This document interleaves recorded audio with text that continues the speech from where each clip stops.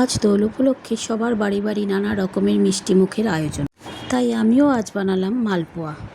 প্রথমে একটি পাত্রে 2 কাপ ময়দা আর সেই কাপেরই 1 কাপ সুজি আর 2 চামচ চিনি। আমি এখানে গুঁড়ানো চিনি দিয়েছি, তোমরা এমনি চিনিও দিতে পারো।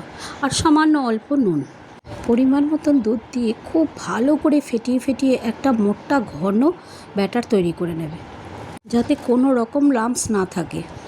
তাহলে তেলে ছাড়লে মালপোয়াগুলো খুব ভালো ডুবো ডুবো হয়ে ফুলে উঠবে। আমি এই ব্যাটারের মধ্যে এলাচ গুঁড়ো আর মৌরি দিয়েছি।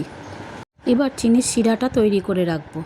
আমি এখানে 2 কাপ চিনি আর 2 কাপ জল দিয়ে একটা মোটা ঘন শিরা তৈরি করে নিয়েছি। তোমরা তোমাদের পরিমাণ মতন চিনি দিয়ে একটা শিরা তৈরি করে নেবে। এবার মিডিয়াম আঁচে 1 ডাবু করে ব্যাটার নিয়ে তেলে এইভাবে ছাড়তে হবে।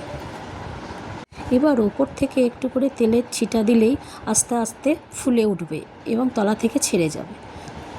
দেখো এইরকম গুবগুবে হয়ে ফুলে উঠবে। এবার এপিট ওপিট খুব ভালো করে লাল লাল করে ভেজে তুলে রেখে দেব।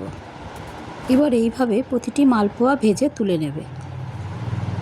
এবার আগে থেকে যে চিনির শিরাটা তৈরি করে রাখা হয়েছে তার মধ্যে মালপোয়াগুলো সব সেই শিরার মধ্যে ডুবিয়ে দেবে। এবার ওই চিনির শিরা থেকে তুলে নিলেই রেডি আমাদের মালপোয়া। এইভাবে করে দেখো একবার, খেতে দারুণ হয়।